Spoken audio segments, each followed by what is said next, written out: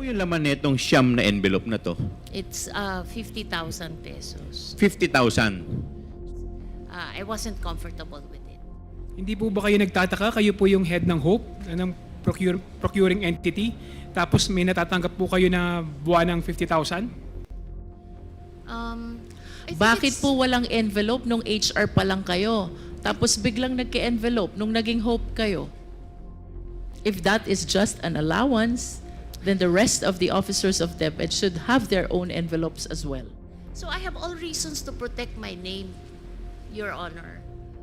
And you did not open the envelope because you feel so uncomfortable. Do you confirm? Yes. And then recently you made mention na it was only once that I had this case with the ombudsman. Do you confirm? Yes, ma'am. And you also made mention that you wish to protect yourself. Do you confirm? Yes. And the Mr. reason, Chair. ma'am, is because you believe that that envelope is a bribe. Do you agree with me? The reason why you are considering all these concerns is because you believe that the envelope is a bribe. Do you agree? Mr. Chairman, this is brief lang po, no? As I read the affidavit, medyo mabibigat po itong mga accusations that was mentioned by Miss Gloria Mercado. But while we are in break, I tried trying to call my mga contacts about this person, si Gloria Mercado. If I may be allowed to just establish some qualifications that you have. Just answer us truthfully, Miss Gloria Mercado. Ano po ba ang pinagmulan po ninyo? You are in the public service for 40 years. But ano po yung mga foundation that you can relay to this committee as your established personality? Thank you, Chair, for that question. Yes, Usec Mercado, you are recognized. I was, as I mentioned, I'm already 40 years in government. I was pulled out from my fourth-year college. I was 19 years old when I worked with then Minister Vicente Paterno as masikap. I think one of the famous masikap here is also Congressman from Cagayan de Oro. So I started working in Mindanao as a field worker, and I rose the rank up to an assistant secretary on mostly on merit. And then I had my PhD in Mainland China Studies. So when I got back, I was asked by Secretary Bert Gonzales to join him in the National Security Council, and that's where I was totally grounded on social democracy and being able to work well with the countryside and the other sectors. So in other words, Mr. Chairman, your foundation of your having served for 40 years in the public service is Social Democrats. Yes po, sir. Mr. Chairman, kasi yung pong mga Social Democrats, yung pong equality, no? Like Sweden, Norway, and the different part of this world adhere to this social democracy, which established a fairness and equal rights for every citizen of their country. And I heard that, correct me if I'm wrong, Madam Gloria, when you tap on the Yolanda rehabilitation, on the capacity building of the different LGUs by former Senator Ping Lacson? Yes po, sir. Bakit po kayo tinap ni Senator Ping Lacson? What is your credibility and your capacity to lead yung sa Yolanda rehabilitation? I was actually wearing two hats, Mr. Chair. The first one is I was the commander of the Naval Forces Reserve, Eastern Visayas. I'm a Commodore po of the Philippine Navy Reserve. So reservist po kayo ng Yes ng po, Navy? sir. Yes, sir. And second is that I was the Senior Vice President and Dean of the Development Academy of the Philippines. And we were asked by Senator Ping Lacson, of then Presidential Advisor for the Yolanda Rehabilitation, to develop a course for the 179 municipalities and towns that were affected by which we call the Yolanda Corridor. So we customized a program for them, and they didn't come up with a thesis. It's a master's degree. What they came out, each of the planner will come out with a new town plan that is on a build better framework. So, in other words, Madam Chair, Mr. Chair pala, and Madam Gloria, yung buong trabaho po ninyo para maintindihan po ng in a layman's term, no? Yung naging trabaho nyo as Senior Vice President po ba kayo ng Development Academy of the Philippines? Yes po. If I may, no, ito po bang trabaho nyo dito, kung ilalagay po natin para mas maintindihan natin, kayo po yung nagte-train para dun sa mga career executive. Am I correct? Yes, Mr. Chair. So in other words, your capacity as one of the pillars of the Development Academy of the Philippines is to give ammunition to those affected doon sa Yolanda tragedy. Is that correct? Yes, Mr. Chair. Were you also a pioneer nung tinatawag natin sa Development Security Program for the Command and General Staff ng College ng Armed Forces of the Philippines? Yes, Mr. Chair. Were you a part of it? Kasi as also a reservist po, I realized that yung nag-aaral sa Command and General Staff College, they only get a certificate of a Command and General Staff course. So naisip namin sa DAP is to twin a program. We expanded the training so that pag-graduate nila sa Command and General Staff College, hindi lamang sila certified of the Command and General Staff course, meron din silang Masters in Public Management, Major in Development and Security. Ang tinuturo po namin, Mr. Chair, is for the armed forces to be able to work properly in the ground, especially with the NGOs and the local government units. Okay. Aside from that, somebody texted me as well. They saw you on the live stream of the House of Representatives, and they're telling me that you are a senior fellow of the Philippine Public Safety College, wherein I'm going to graduate on Friday. Yes, sir. Are you a dean of the PPSC? No, sir. We helped develop the program. So I chaired the advisory committee. So you created the program that we are that Yes, will yes, being sir. taught to us. Yes, Mr. Kasi Chair. 1 year na po akong nagmamasteral sa Public PPSC, safety. sa public safety, and I'm quite surprised that you are a former senior fellow of the PPSC. And with that, Mr. Chairman, no, I was quite surprised to find out that no, actually, I'm not surprised anymore. A while ago, when I was hearing your testimony on your affidavit, medyo nagiging questionable pa sa akin yung mga dineklara nyo dito. But now that I found out all of this qualification that was given to me by my friend who have watched you testifying on this committee, now I must agree that you really have a ball, no? Ano kayo talaga?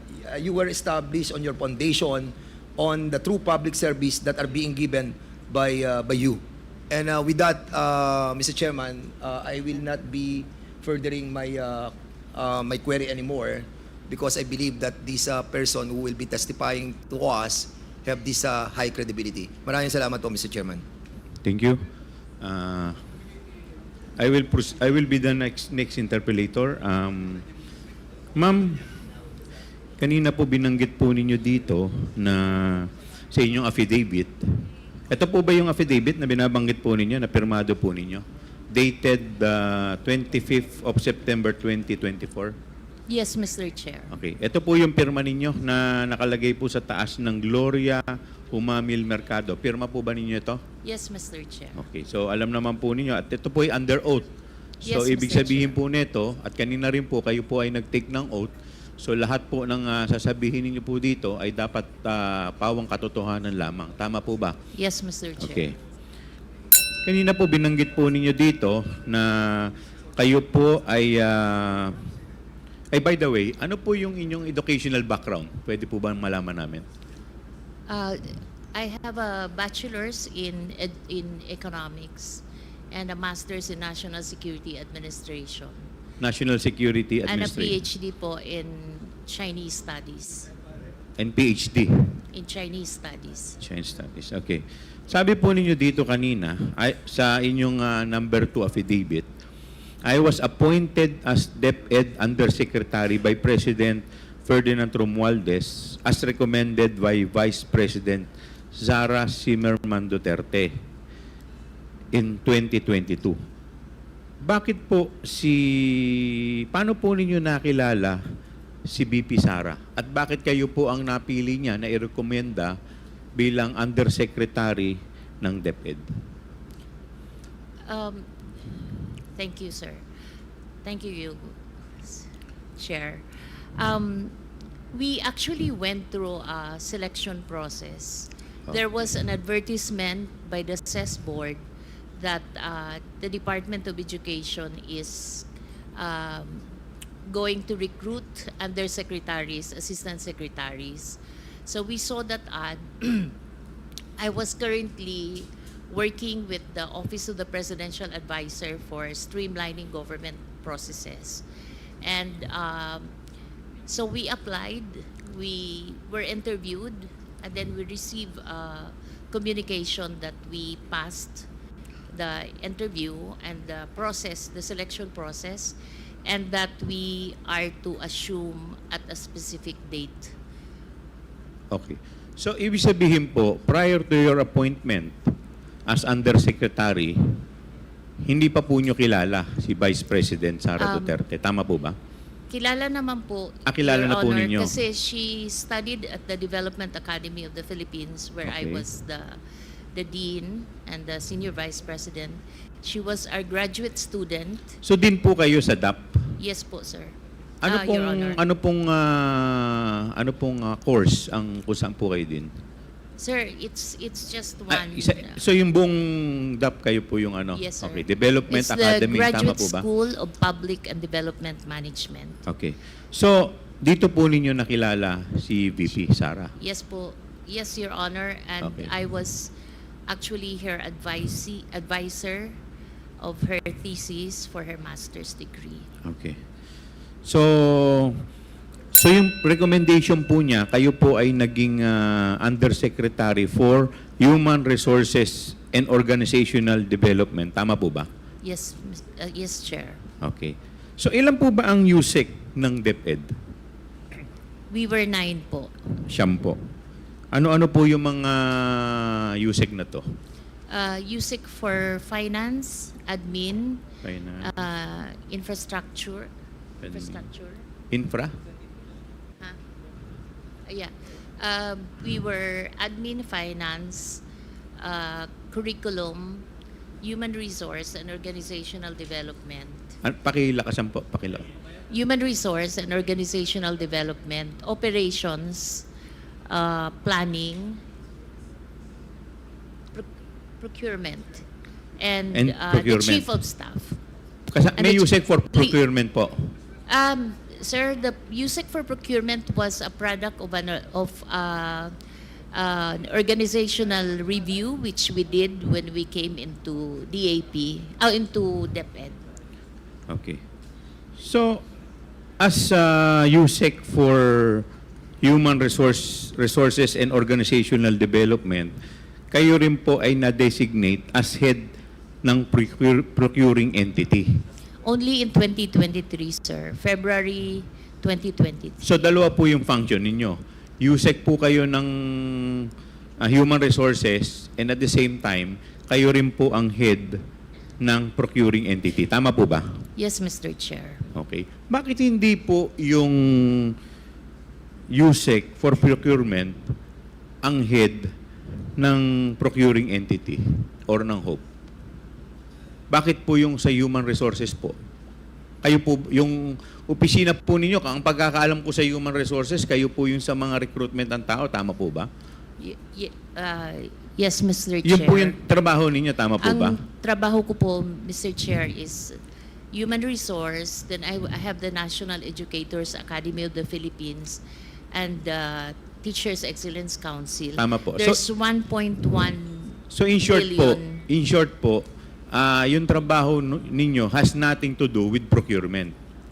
Yes, Okay. yes, Mr. So ang Chair. tanong ko po, bakit po kayo ang naging head ng procuring entity? Bakit kayo po ang napili? I think it's a trust. It's a trust. So, kasi pwede naman yung finance, pwede naman po yung admin. Tama po ba? Okay. So, it's a trust. Okay. Thank you po. So, kanina po, binanggit po ninyo dito sa inyong paragraph 3 ng affidavit ninyo, sabi nyo, as one of the signatories of DepEd checking account, alongside Usec, Annalyn Sevilla, I signed check related to the department's confidential fund and recalled that each one amounted to 37,500,000. So ito pong 37,500,000, ilang beses po kayong nagpirma ng cheque in connection dito sa 37,000? Ilang 37,500,000 pong cheque ang napirmahan po ninyo? Habang hope po kayo. Mr. Chair, I'm not very sure if it's 2 or 3. Okay. It should be around that. 2 or 3. So more or less, mga nasa 54 million ang napirmahan po ninyo. Tama po? Yeah, but separate checks. Apo, dalawang check na worth 37 times 74. Apo. Now, so sabi po ninyo sa paragraph 4, between February 2023 to September 2023, I received a total of 9 envelopes labeled Hope. My current position in DepEd during that time. Ano po? Tama po ba? Concurrent position. Yes. Your Honor. So tama po ba itong sinabi ninyo? Yes, Okay. Mr. Ano po Chair. yung laman nitong siyam na envelope na to? It's 50,000 pesos. 50,000. So 50,000 times 9. So for 9 months, ilang buwan po kayong naging Hope? 9 months? May I explain that? Yes, please. I've been receiving that envelope, but I never opened it while I was at DepEd. Some of my friends, when I left, we saw that those envelopes still intact, not opened. So I actually didn't know how much money there was in each of the envelope. But how did you know na pera po ang When I laman? retired already, I was asking for an exit call so I could You were return asking for? an exit call when I was leaving already DepEd because I wanted to return those envelopes, but I wasn't able to have that exit call. I wasn't able to return, but so I sought some advice, and they just advised me to donate it to a non-government organization, which I did. And that's the only time that I opened those envelopes in front of the people that I was donating it. And it was 50,000 per envelope. So 50,000 times 9, It's 450 po. And 450. They issued me a receipt for that 450. Okay. Sino po nag-issue ng receipt? Yung the one who, it's an The one na... an NGO that I Okay, donated so yung the money. pinag-donate po ninyo. Yes. Do you have that receipt? Yes, sir. Thank Yes, you. Your- Can we yes, have a Mr. copy Chair. of the receipt, Yes, ma'am? Mr. Chair. Thank you po.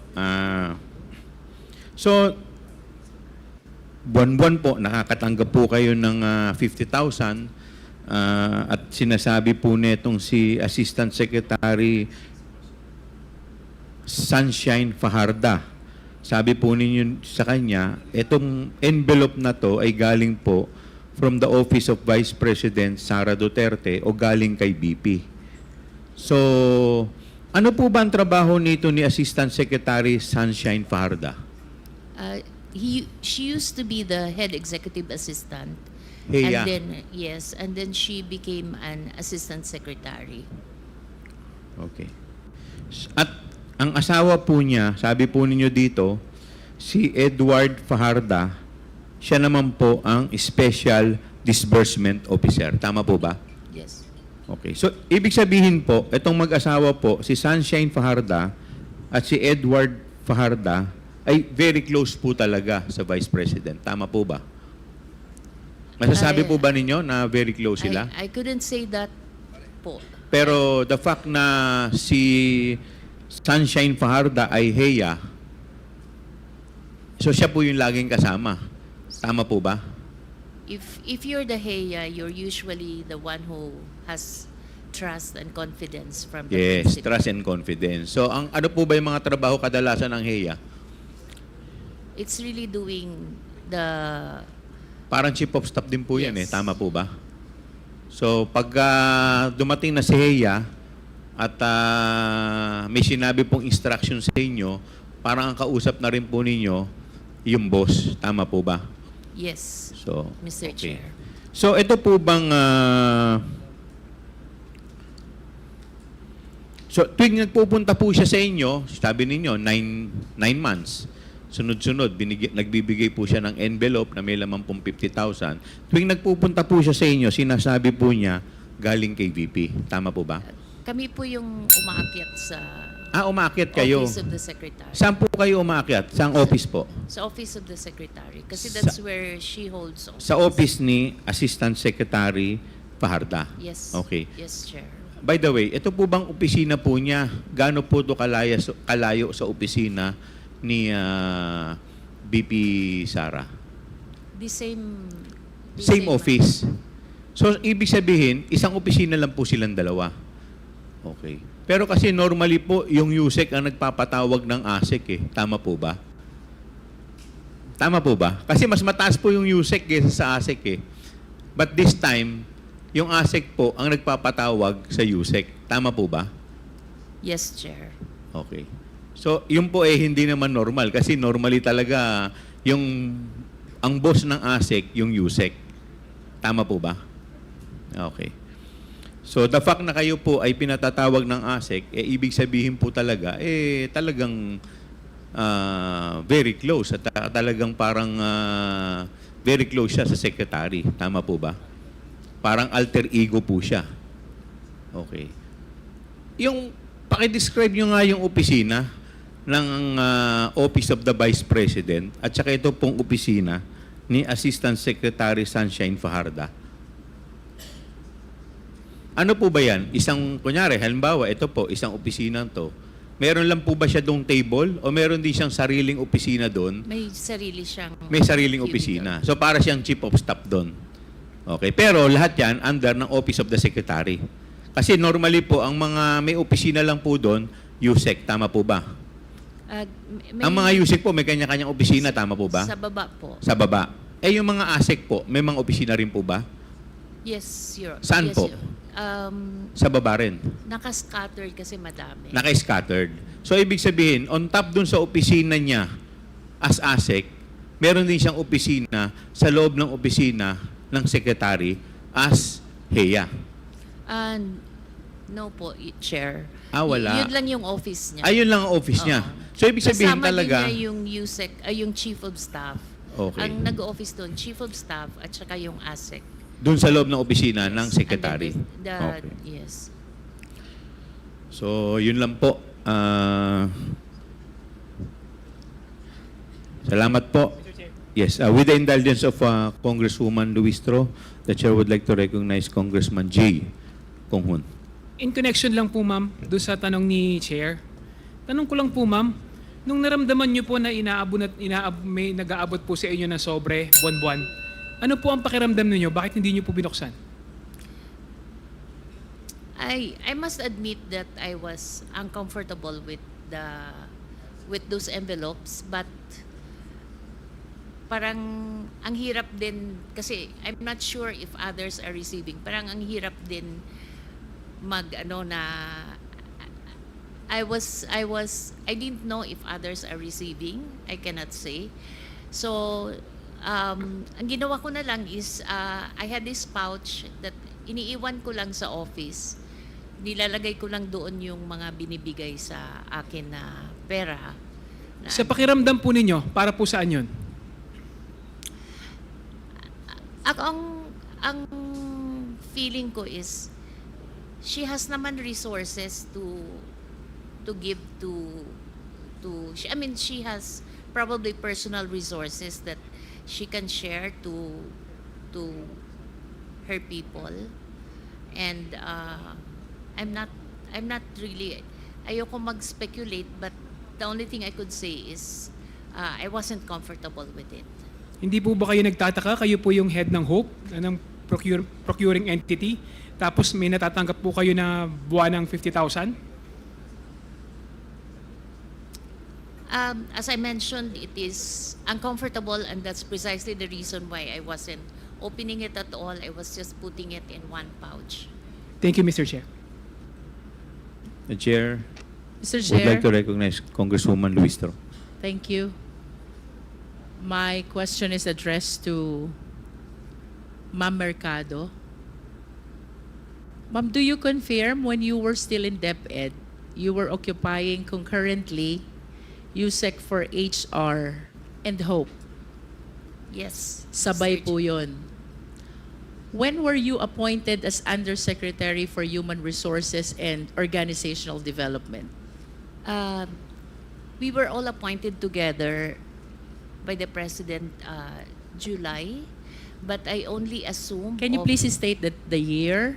July 2022 po. Okay. But I only assumed office in August 15, 2022 because I was still winding up my work with another office. So you would agree with me if I say that you were appointed as USEC for HR July 22, but you assumed the position August 15, 2022?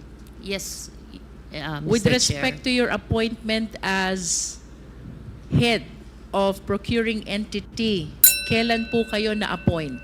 That's February 2023. February 2023. Let's go back to your appointment as USEC for HR. From August 15, 2022, kayo po ba ay pinaakyat din ni Usec Sunshine to receive this envelope which you refused to open? Not on 2020. I don't recall 2022. We have we have gifts on December, but I don't recall a monthly thing before that. In other words, from August 15, 2022, that is the date of your appointment as USEC for HR, until before February 2023, which is your appointment as head of procuring entity, you are not receiving any envelope from Usec Sunshine. No. And you will confirm that this envelope started only when you were appointed as head of procuring entity. It's actually not very clear to me anymore, but I recall we also received some amounts in 2022, but it's very vague to me anymore. So, and then I don't have the envelope. So, parang it wasn't. So how do you receive those amounts which are vague, not regular, if there are no envelopes? No, I think it's only once. It's like a Christmas bonus. Pero siguro hindi siya naka-envelope kasi I didn't keep it. Tama po bang sabihin, ma'am, na yun pong regular monthly envelope which you later on found out contains 50,000 per envelope ay nag-umpisa lamang nung kayo na-appoint as head of procuring entity? As far I'm still keeping those envelopes, so I would like to say yes. Yes, because it is very clear from your affidavit, no? This envelope started in February and ended in September of 2023. And earlier you said kayo po'y na-appoint bilang HOPE noong February 2023. And prior to that, since your appointment in August 15, 2022, wala kayong nare-recall regular envelope which you were receiving from Usec Sunshine. Can you please enlighten us? What is with hope? Bakit dun lang po nag-umpisa itong envelope na ito upon your appointment as head of procuring entity? It's a very difficult task, especially for someone who has not tried to be one before. Parang it's an area that I really evaded all my entire government life. But there's just too many already pending procurement at that time. So when I was asked if I could be designated as the hope, I first refer them to other people who are seasoned in procurement, like sina Usec Rebsi, but Usec Rebsi was already too preoccupied with operations. So I finally accepted the position, and it was difficult because I have to study the procurement law, and I was given I had a lawyer and someone who's only a retiree to review the documents with me when we signed the contracts. And I had commitment from when I accepted the post, I made it a family decision, Like among the execom, I asked our legal before, Usec Brady and Asik Amanda Nograles, that everything that I signed has to be thoroughly reviewed by legal. And so I had that commitment of support from everyone in the execom, and so I accepted the post. In brief, ma'am, can you please enlighten us? Why do you say na mahirap, difficult ang position ng hope? Because you have to look through all the documents, and it's like Which documents, ma'am? everything that goes through the bidding process. I am not part of the bidding process itself, but on the time that I was appointed, I was the one tasked to form the structure of who's chair for BAC 1, BAC 2. So I spoke to all the people which I know I will have comfort to chair specific committees at specific BAC. But the process of bidding, I'm not part of it, because you have to maintain you have to make sure that you're not enmeshed with the process itself, but you're just reviewing to make sure that the vice president secretary is protected with everything that I signed, because it's a delegated function.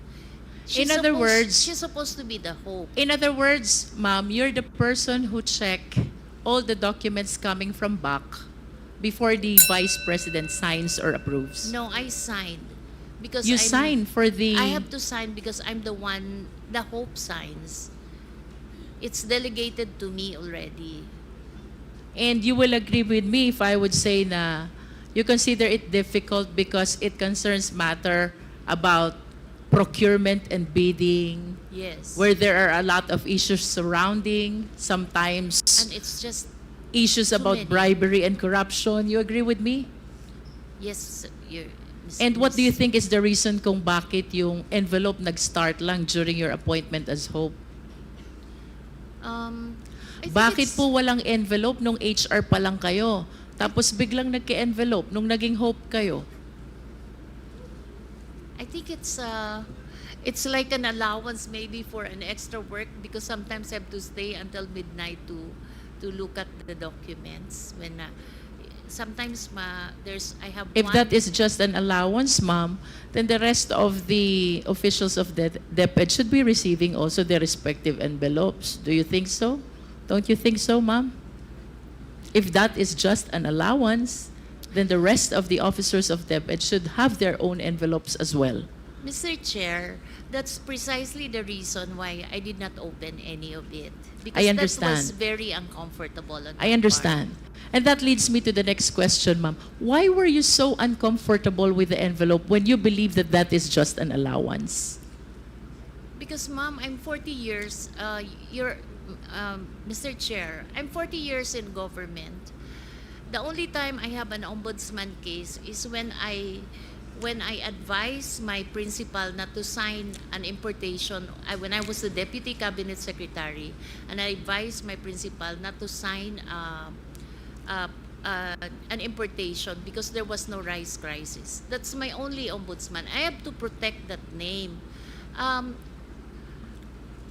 Self-made po kami. I come from Samar.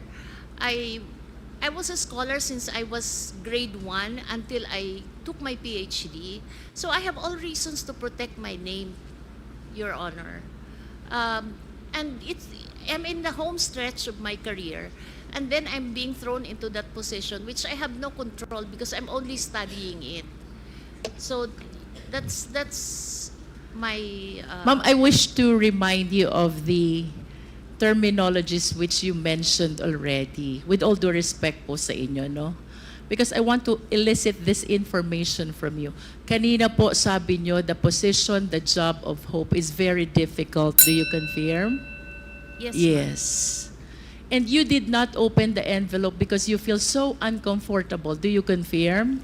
Yes. And then recently you made mention na it was only once that I had this case with the ombudsman. Do you confirm? Yes, ma'am. And you also made mention that you wish to protect yourself. Do you confirm? Yes. And the Mr. reason, Chair. ma'am, is because you believe that that envelope is a bribe. Do you agree with me? Because I'm otherwise, you will not appreciate the job as difficult. You will not uncomfortable opening what you believe is allowance. You will not be thinking about the ombudsman case. You will not be thinking about protecting yourself. The reason why you are considering all these concerns is because you believe that the envelope is a bribe. Do you agree? Yes or no, ma'am? It's kind of harsh word to use, bribe, because if Or should I say, it is a means to influence your decision being the hope? It could be. You said yes to that? You said it could be. Could be. I wish to manifest, Mr. Chair, that on the story, on the narration of the resource speaker about this envelope she received and she refused to open until the same is donated from February 2023 to September 2023 is a means actually to influence the decision of our resource speaker being the one who approved all the decision of the BAC in behalf of the DepEd Secretary. Tama po ba, ma'am?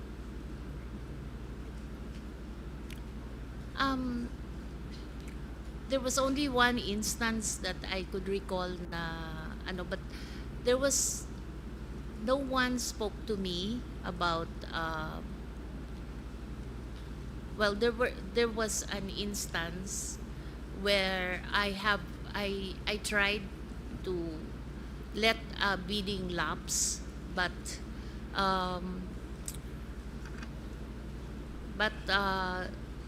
I ended up signing it because there was a protest.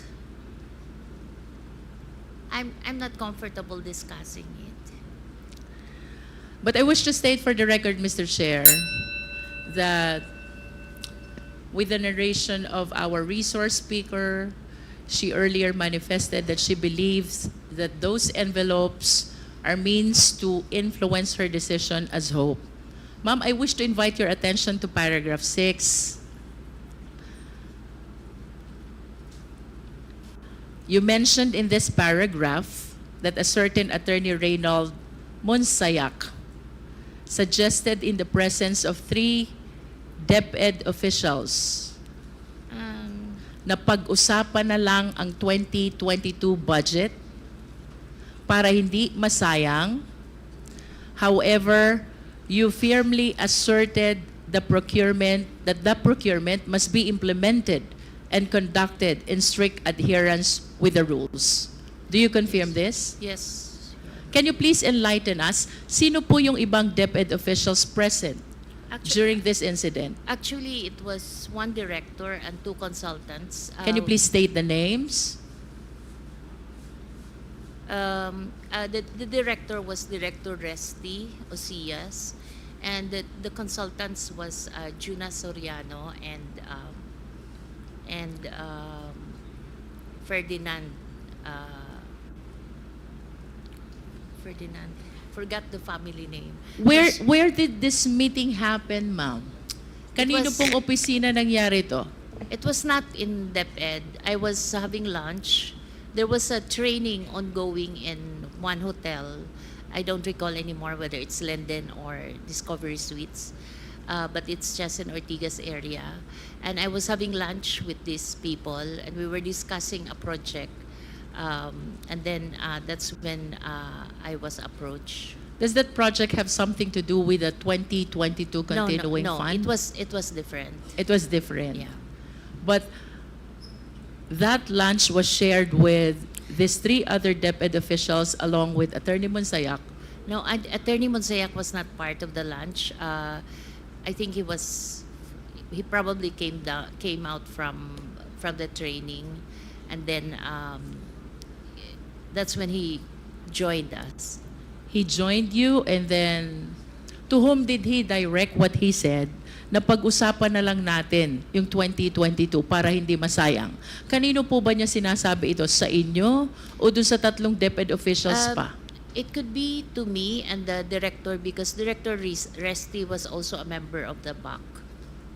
How about the two others? Are they members of the BAC also? No, they're not, because the consultants we were discussing a DepEd Guru program. It's an app that we were discussing.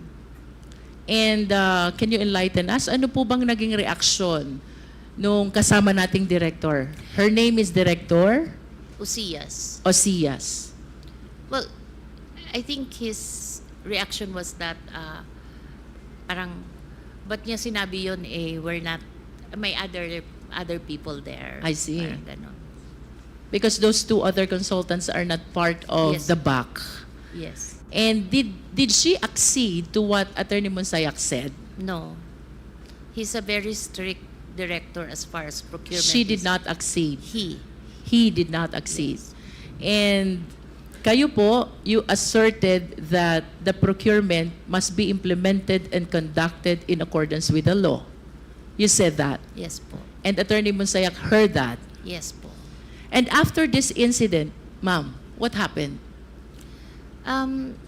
I left na. I left already. You left. But you recall that after some time, kayo po ay kinausap na ni Miss Sulaika, ni Attorney Lopez, the Chief of Staff of Vice President Sara. Please enlighten us. What happened during that conversation? Parang a day, mga afternoon, I got a text. When I got the text, it was a familiar text because these were the same texts that is sent to those who are asked to leave as well.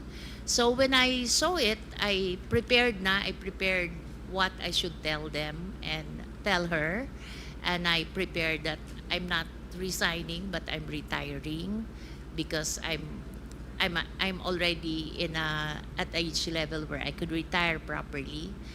And so when I went there, I knew what the issue would be, because the kind of text that I received was the same text that was received by Chris Arnoco, ASEC Chris Arnoco, and the others. Who is Chris Arnolfo, ma'am? He's an ASEC also that was asked to resign. He was asked to resign for what reason, if you're aware? No, I'm not aware. You are not aware.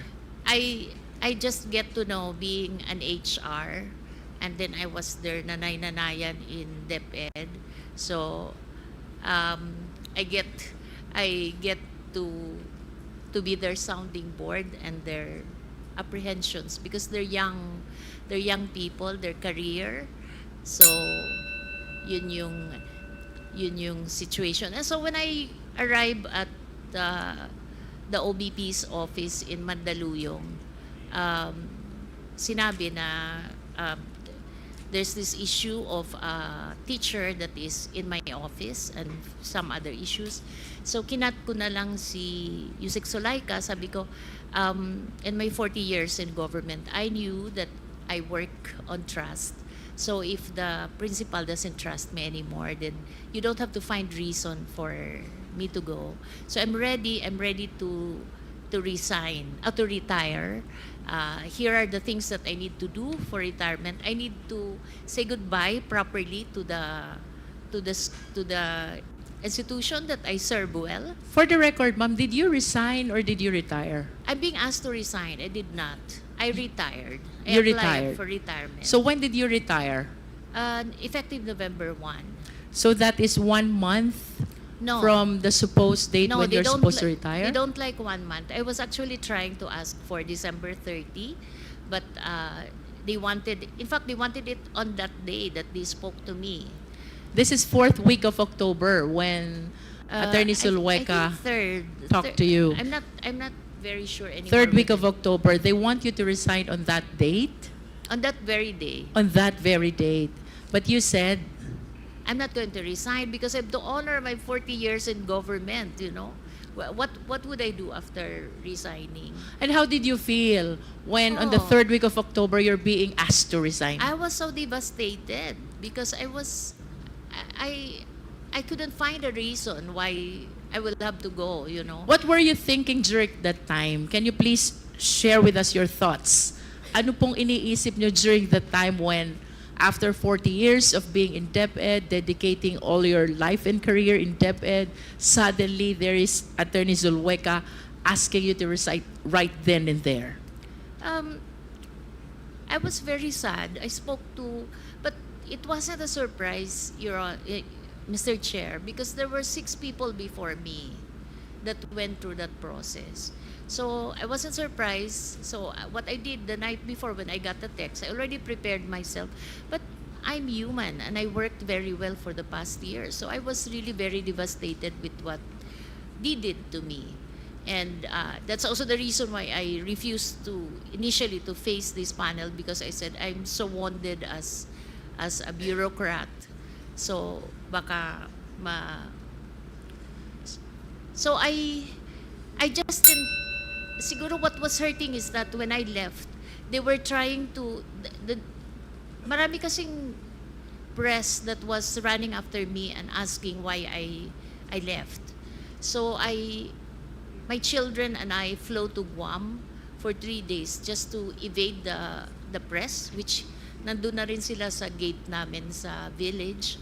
And I think what was hurting is that they were trying to justify my departure by saying that I was favoring certain suppliers, which I told You don't believe that.